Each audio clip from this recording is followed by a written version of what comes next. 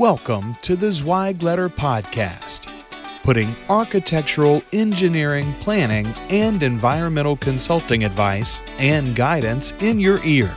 Zweig Groups' team of experts have spent more than 3 decades elevating the industry by helping AEP and environmental consulting firms thrive. And these podcasts deliver invaluable management, industry, client, marketing, and HR advice directly to you, free of charge. The Zweig Letter Podcasts, elevating the design industry one episode at a time.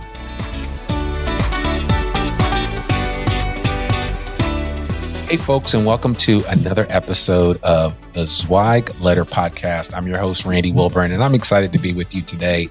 I have got a great guest here on the podcast. One of the things that people will tell you within the design industry is that if I do a training or teach a class somewhere around the country, I typically try to twist people's arms and say, hey, I really appreciated meeting with you. I'd love to have you on the Zweig Letter Podcast at some point in time in the future. Well, my next guest, I really had to twist her arm, and it took forever to finally get her here. But without further ado, I want to welcome Schillivia Baptiste. She's a professional engineer, and she's the CEO of Laland Baptiste and a principal at Baptiste Engineering. And we actually met at the Port Authority training that we did in New Jersey a couple of years ago at Zweig Group. And so without further ado, Schillivia, how are you doing today? First, thank you for having me, Randy. I'm doing good. It's spring. It's beautiful outside. I'm doing good. I'm at this Monday. That's good. I'm glad to hear that. And if anybody hears anything in the background, she's got 2 little boys who come in from time to time because mommy duty still calls even when you're doing business, right? And indeed. And so that's just the way that it is. But it's all good because I think nowadays people are certainly more aware and in tune with that fact since we're all working from home or some variation of that. So. But I would love for you, one of the things that we like to do here at the Zweig Letter Podcast is start off by, learning a little bit about you. And I would love for you just to kind of give our audience a little bit of your superhero origin story. Okay, so my name is Schillivia. I'm a wife. I'm a mom. I'm a professional engineer. I play the violin. I like sports. And I would say that I'm a well-rounded person, well-rounded individual. I'm passionate about the AEC industry. For me, it started when I was younger. I loved putting things together and taking them apart. And specifically, when it was time to choose a high school, my dad recommended engineering. And I'm really glad that I made that decision. I remember even furthering when I got to college, deciding what kind of engineering I wanted to do. And I remember family members saying, oh, you should do computer engineering. That's where the money is. And in my head, I'm like, I don't really like computers that much. So I don't think that's going to be a good fit. But I did pursue civil engineering. And without a doubt, I'm glad that I did. No regrets. If I could go back, I would do it all over again. Same way. Yeah, I love that. And now, did you go to a special engineering high school? So I went to Lafayette High School in Brooklyn, and there was a pre-engineering institute within the high school. There were several different academies, but it was well known. The school was well known for nursing. There were a lot of people in the medical institute. There were others in different academies, but I was in the pre-engineering institute. And then where did you go to college? I went to Polytechnic University, and we've had several name changes since then. So the current name is Tandon School of Engineering with NYU, something like that. I probably butchered that, but I know it is Polytechnic University, and that's the way I like it. But hey, that's good. So yeah, sometimes it's hard to get over old habits and old names that we tend to gravitate towards. So I totally understand that. For sure. I remember when they were even doing the name change, they reached out to the alumni, and it was kind of like, vote and tell us what you think. And a lot of us put in Polytechnic University. That's what we like. Yeah. But it's cool. Well, I know that, again, like I said earlier, we met at a Principals Academy that was put on especially for the Port Authority of New York and New Jersey. Shout out to those guys. Really thankful for Keith Wright Yes. rest of his team there, Michael Masai and everybody else there at the Port Authority, really had a great cohort. We did it twice. And, that's one of the things about Zweig Group is that they are able to help develop the next generation of leaders, right? And even though you are leading, right, you are the next generation. You're that vanguard of leadership of these young, as they like to say, up and comers, because I do have you by a couple of years, so I can say that. But I was certainly impressed when I met you at the Principals Academy, as was Jamie Claire Kaiser and Chad Kleinens and the rest of the team that was there. But I was just impressed with everybody that was part of that cohort. And it just showed me how, when you open up these types of training opportunities, that there are actually a lot of organizations that sometimes go underserved in the area of that type of professional development. And I'm speaking primarily of African American or minority run design firms, right? Whether it's engineering or architecture. And so I would love for you just to kind of speak about the impact that program had on you and what fundamentally did it change for you as a design professional. So I thought that the Principals Academy was very informative. I like that the Zweig Group took a holistic view. So it wasn't just about, okay, this is your business and how do you run it? But it also took the perspective of you as a person, you as an individual. Your growth is important. Like I still remember in one of the sessions where you said that you read like at least 5 books over the weekend. And I'm just like, how does he do this? And like, I still sit there. I'm like, okay, maybe if I can get in like a book a weekend, maybe I could possibly catch up to Randy. But it just like things like that, just hearing that just kind of encourages you and helps you to realize like there is more out there and there's more that you can do and there's more that you should be doing. And that's something that stuck with me, and just the personable side of it. And I think that holistic approach of the Principals Academy was different than what I've seen before, but yet still very valuable, because if you as a person aren't taking care of yourself, there's no way you can then take care of a company, take care of employees, take care of your family. So the holistic approach was the thing I appreciated the most about the Academy. Mm-hmm. Okay. I love that. Well, and I appreciate the shout out and thanks for sharing. I do try to read as much as I can. I don't know if I can get 5 books in on a weekend, but I can certainly, the thing I always tell people is that, try audiobooks too, because depending on, you don't have much of a commute nowadays, but when you do, like I listen to an audiobook on my way here to my office. And even though it's only a 14-mile commute, I still get in a little bit of time. So coming and going, I'll be able to pick up at least a chapter or two. So that's another way for people to get their book reading in. Because people always ask me, well, does an audiobook count when it comes to my reading? And I'm like, absolutely. If you're listening, it counts. So I think it's important to try it out. But so tell me a little bit about Laland Baptiste and Baptiste Engineering, because they're actually kind of too focused on 2 different things. Yes. Baptiste does land development primarily, and Baptiste Engineering does civil site development. So why the separation, and what are you really doing with both of these organizations? So I think it was just a matter of which came first. So Laland Baptiste came first. We started in 2008. We started out in Brooklyn and we do construction management. And then over the years, we decided we wanted to branch out and do site civil design. So that came around 2017. So it's a matter of who's younger and who's older. But they both fall under the umbrella of civil engineering, the AEC industry. And on the construction management side, our clients are usually owners of facilities and infrastructure. And then on the civil engineering side, our clients are site civil. So those who are designing facilities, those who are designing commercial sites, sometimes you're doing upgrades or pretty much anything from the ground down. So like your grading and your drainage. So that's like the distinction between the 2 companies, but the ownership is the same. And then, and I know when we actually met and sat down for our Principals Academy, this was all pre-pandemic. And I would love for you to just talk about how the pandemic has affected you guys, right? I mean, because you're not a huge company, but I mean, you have employees and everything. I would love to learn a little bit more about that. And what insight, strategy, and or opportunities have you developed during the pandemic?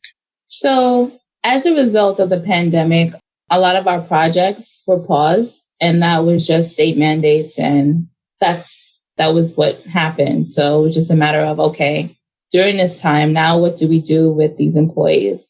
And thankfully, since then, many of the projects are back on schedule. Some of them are looking to be wrapped up in the next couple of weeks, which is good. So those people can move on to another project. And I think like during that time, what was important for us is like, okay, so yes, your project is on pause, but there is still opportunity for you to continue your education. So we had a series we actually did with those whose projects were on pause, where we had them like invest in themselves. So it was estimating and scheduling and just helping them to fine tune some of the skills that they already had. So although it was a pause, we used that time for them to grow and sharpen their skills. For us, it was definitely a time of pivoting. With the pandemic, there was a slowdown and there was a stop. And one of the things that we used to kind of keep like the spirits up and kind of keep us together, even though we weren't in the office or on job sites, we did like this virtual birdhouse event. So we bought some birdhouses and we sent it to each employee, and they had to design it. And then we had like a competition within the company. And like we saw such creativity, and it was just a cool thing for us to just do.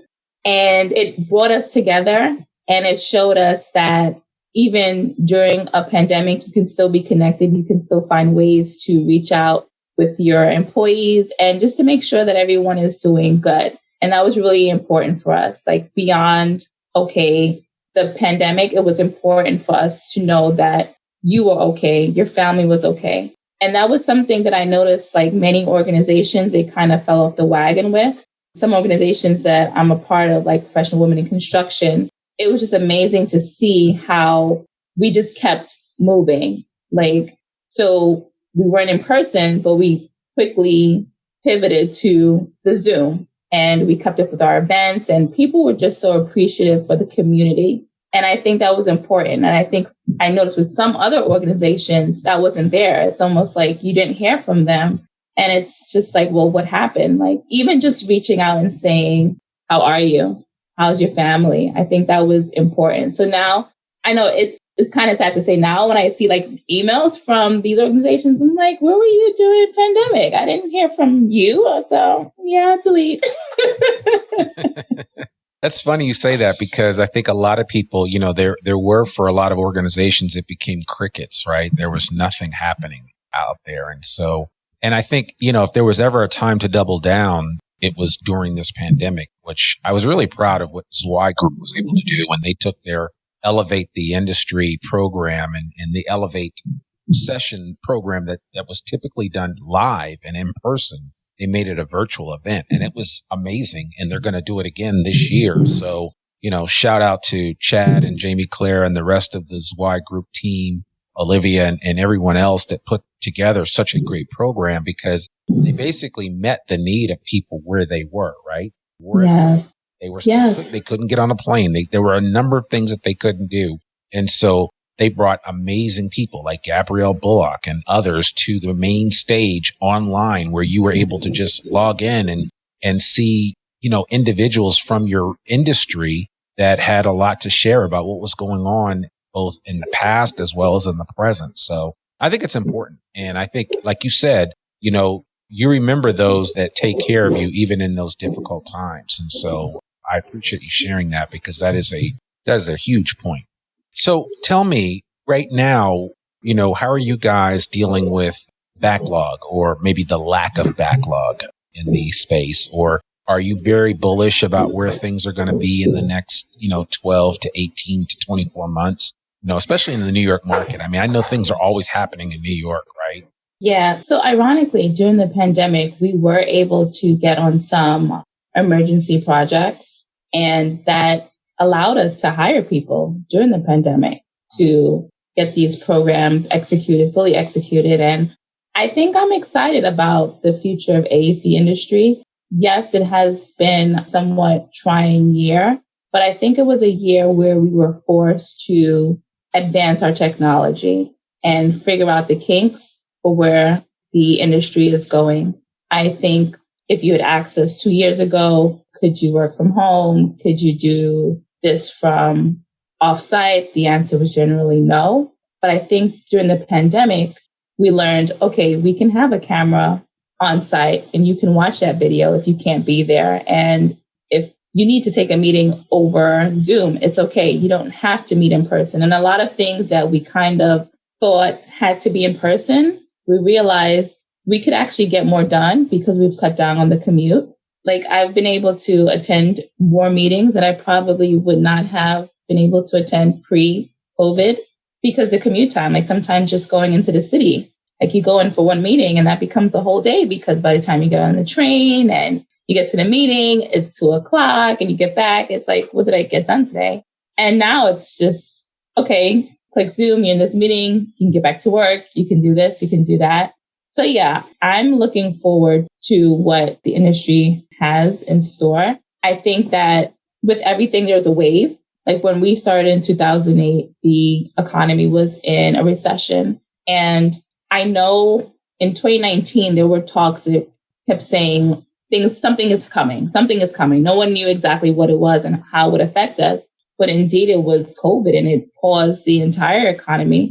And I think even as we gone through and we are emerging from COVID, it's an uphill rise now. And I think it's important for companies and organizations to be prepared and geared up and be ready for that full throttle forward. And as cycles go, in the next couple of years, probably next 10 years, there's probably going to be something again that occurs where there's a dip. But I think it's a matter of recognizing the cycles, adjusting accordingly, pivoting when you need to, and being flexible and not being so rigid in your structure, in your way you do things, the way you run your business. So I'm optimistic about it, the future. Yeah.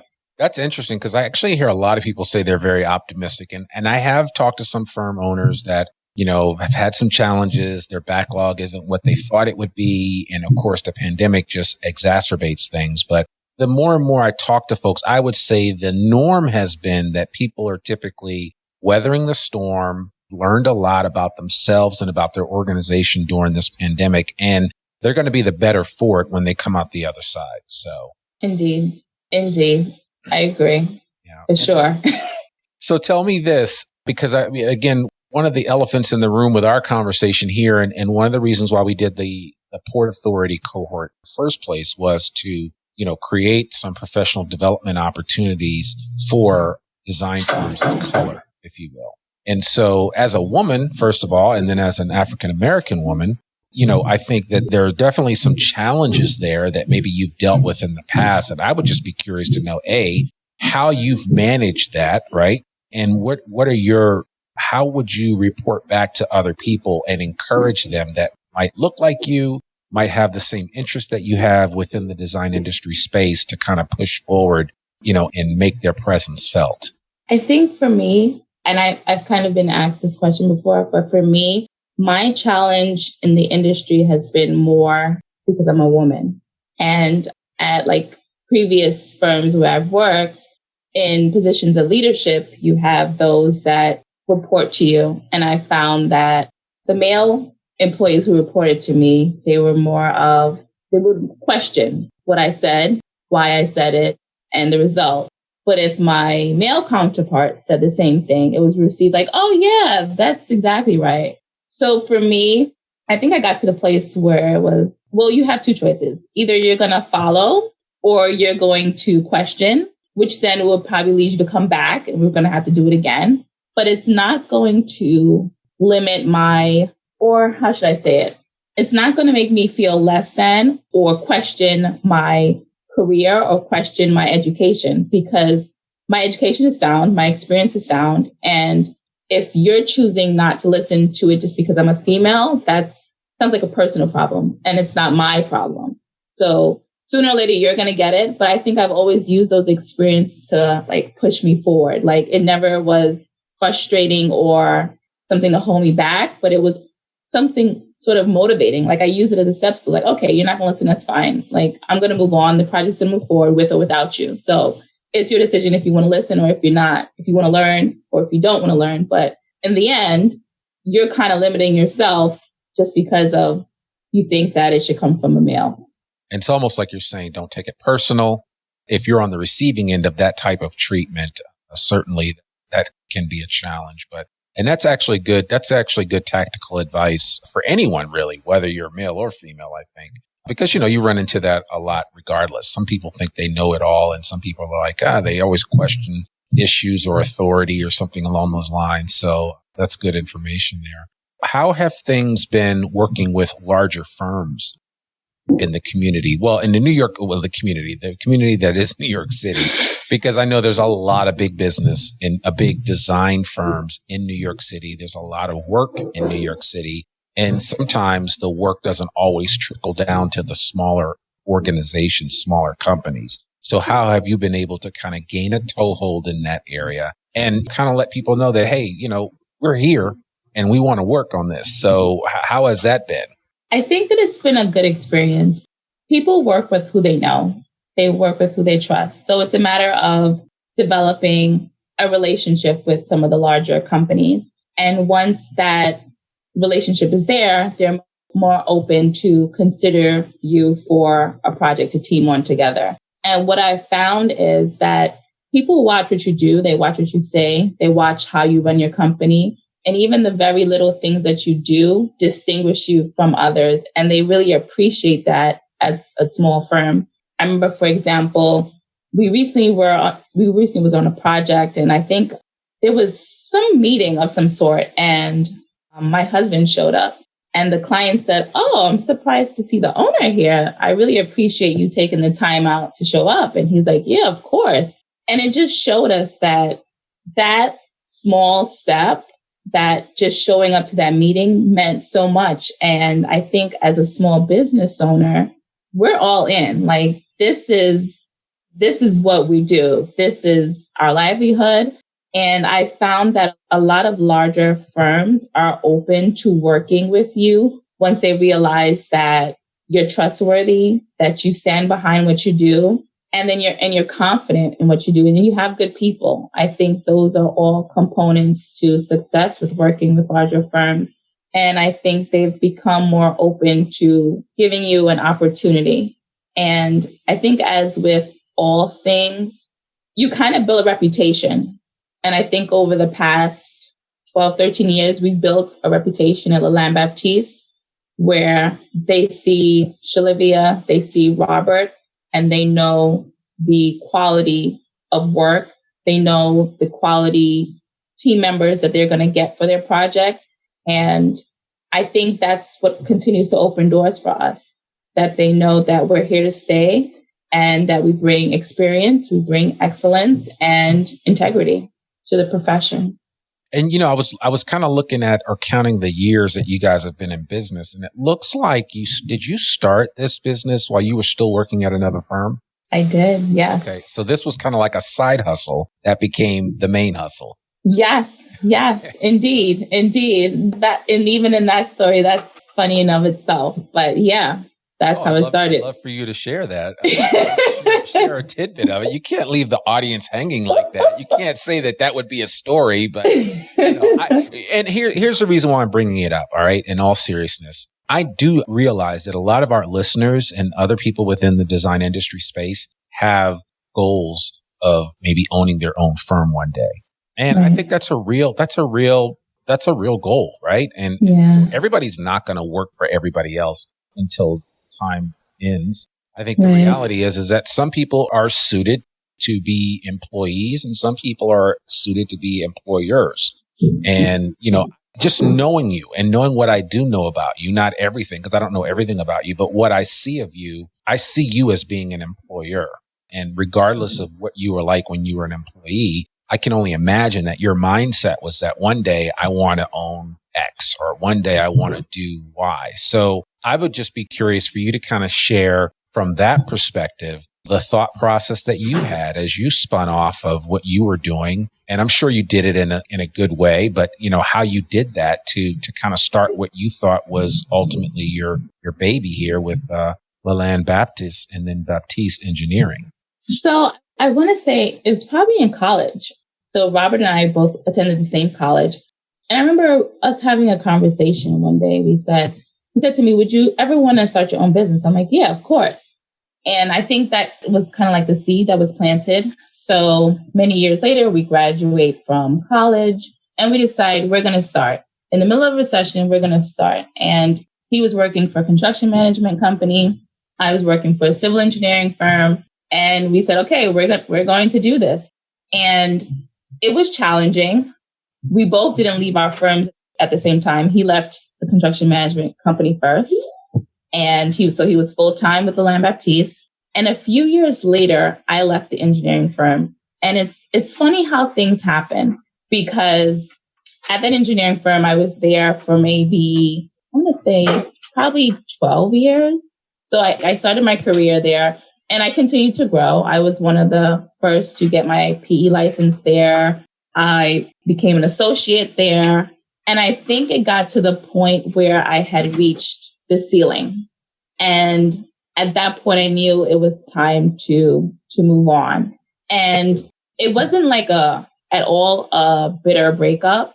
We left on good terms because I appreciate the time that they had invested in me. And I appreciate what I was able to contribute to the organization then. But I also felt that there was no more room for me to go. So in 2016, I decided, okay, this is it. It was bittersweet because they saw me through so many different, I guess, chapters of my life. They saw me get married. They saw me have children, that whole kind of thing. And when you love what you do, you love where you work, your coworkers become family. So it was kind of like that, leaving like, wow, I'm leaving family. But on the other side, it was like, okay, so now it's time to build your empire. You've invested in this company. Your husband has invested in that company. But now it's time to build for yourself. How are you going to build your empire? What legacy you're going to leave? So that's my story. And I appreciate like the route that I had to take to get there. I don't think I would change anything because as employee, I was dedicated, focused, always wanted to learn. Something that sticks out to me, I remember we were doing this site design and one of the municipalities needed us to do this form of analysis in CAD. And one of my coworkers told one of the bosses, oh, that can't be done. And I'm like, why not? Why couldn't it be done? Long story short, I figured it out. We did it. And that sticks with me because I always see myself as someone that dares to try. When others say, oh, no, that can't be done, I'm the one like, well, why not? Let's figure out how it can be done. And I was that kind of employee there. So I think that when it was time for me to leave, it was bittersweet, but I realized that it was time to do for my company and my family. And yeah, that's my story. I love that. So, and I'd be curious to know, do you ever partner up with your former firm? So we keep in touch. I've tried to. I think they're in a sort of different market because even when I was there, I would bring like different projects to them, like city work. I think that's not really their focus. They like the private developers. Yeah. So the public work is not really what they like to do. So I respect that. Oh, yeah, of course. Yeah. Cool. Yeah. I'll send proposals like, oh, I've seen this. I don't know if you're interested. Yeah, for sure. Okay. That's good. Yeah. I mean, I think there's a season for everything. And clearly your season for being an employee was, it went for a while. And like you said, you built some strong relationships. That's what happens in certain work environments where the culture is strong. It's almost like family. Yeah. It's just like, oh my God, I'm leaving.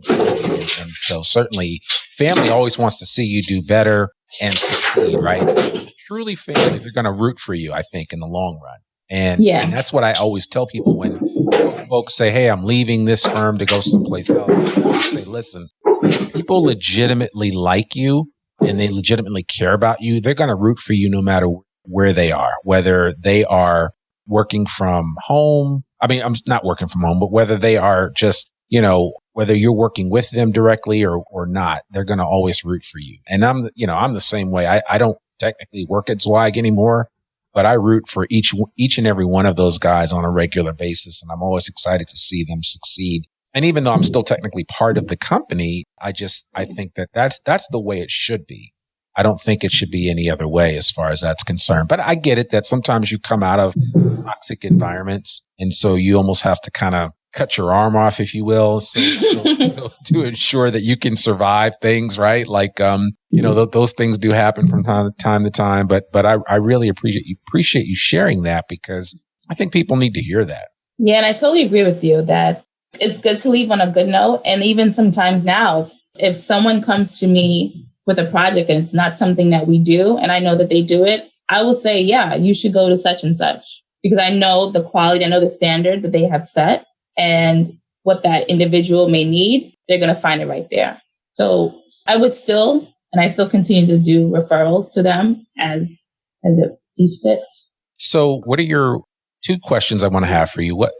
What's keeping you up at night with regard to the business, with regard to the industry as a whole, right? So like you think holistically about the design industry and, some of the challenges that we're dealing with, and you work on the public side of things. So you have to think about all the infrastructure work that, just riding around New York City on a regular basis, you're like, oh, I know that needs to be done and this needs to be done. But what are the things within the design industry space that are keeping you up at night? I think it's trying to figure out how can we get those things done? Like, what can we be doing better within our company? What technology should we be learning? What technology should we invest in? Which individuals with experience should we be investing in to begin that conversation of future thinking? And those are really the things that stay on my mind. I'll watch a television show and then I'll go to my husband. So what do you think about this? Do you think we could possibly do that? And he's just like, yeah, we're kind of on the same page where we see things and we're immediately thinking, okay, how can we apply it? How can we implement it? How can we take advantage of this moment, of this time? So for me, it's always, how can we be better? It's great what we did today. It's great what we did yesterday, but how can we be better for tomorrow? So that's always on my head, on my mind. And are you able to switch it off though too as well, so that you can have that quality family time, or are you still struggling with that like a lot of us are? I force myself to turn it off. Okay. I think I do a little bit better than others, but for me, sometimes depending on the time of the day, 5 or 6, it's okay, I need to shut it down. Mm. And definitely on the weekend, I've kind of trained myself, okay, that email can wait till Monday. Nothing's burning. And if it's burning, they need to call the fire department, not me. So I'm figuring out how to draw the line. And I think, and I hear a lot of people say during the pandemic, they just work these long hours and they don't stop. But no, you have to stop. You have to stop and take care of yourself, take care of your family. Because for me, my children are watching. And sometimes it's you're working again? You're still working? And I often get from my youngest one, did you finish all your work today? Because I always ask them, have you finished your work? And I say, no. He's like, you have too much work. Why can't you finish your work? So it's funny to hear them say that, but it's important to take that time out. On Friday, it was Friday evening. I said, okay, let me just catch up on some reading. And my son comes downstairs and he says, do you want to play a game with me? And he begins to take out Jenga. And I'm like, no, I'm reading. And he's like, don't you want to do something you like? So I eventually put the book down and I played Jenga with him, because I think it's those quality moments. And he's 5. He's not going to be 5 forever. And he's probably not going to want to play Jenga with mommy forever. So I'm going to take advantage of those moments and I'll pick up the book, and I'm waiting in a waiting room, waiting for somebody or something. Yeah. Yeah, trust me, there's going to come an age when he's old enough to be like, can I get the keys to the car? That's what kids his age are doing then. And you're going to be like, hey, want to play a game of Jenga? And he's going to look at you like you're like, Jenga? No. That's what's that? I was 5, Mom. Come on. So, no one does that anymore. I love that. Yeah, I love that. So, well, cool. So, I'm glad we had this chance to have this conversation. I really did want to, just chat with you. And there were actually so many people that were part of that cohort that I would love to talk with, but you especially, because it just seemed like you had everything in order and you really had it going on as far as that's concerned. And especially, I think in this day and age, as we're trying to promote diversity in the design industry. You, to me, are a spokesperson for that. Not that you have to be the standard bearer just because you're Black and you're a woman, but I mean, well, you're Black and you're a woman and you're really succeeding at a high level in our space. So I just want to give you some props, some kudos and shout out to you because I think that you set an example of what can be in our space. So thank you very much for that. Thank you, Randy. I appreciate that. Yeah, absolutely. So as we close out, and I always like to ask some fun questions, I would love to know, what book have you read recently that's really impacted you, right? Because I know you say you're trying to read 5 books on the weekend or something like that. And you saying that to me really means a lot because I've had other people say the same thing, or like I've done trainings around the country and I'll hear from other engineers that have said, man, you really impacted me about my reading and I've just stepped it up a notch or two. And we all have a room for that, right? Because I think everyone, I mean, your library says a lot about you, and not you personally, but I mean, just us in general, right? And so I'm always encouraging. So one of the books that I recently finished was 1 Minute Manager. And that like, whoa, it blew my mind. I'm like, wow, you can really get all this done if you're just this structured and organized and you tell people what you want. There's a clear understanding of what's needed. So you don't go through this back and forth like, well, that's not what I want and that's not what I meant. And one of the other books that I'm in right now, I'm hoping to finish it soon, is by Damon John, and it's Rise and Grind. And it's like every time like I get into another chapter, it just has my like head turning. Okay, what should I do next? What should I be thinking about? And yeah, those 2 books have really are really forcing me to grow, whether I want to or not. It's like, okay, here's what you need to do.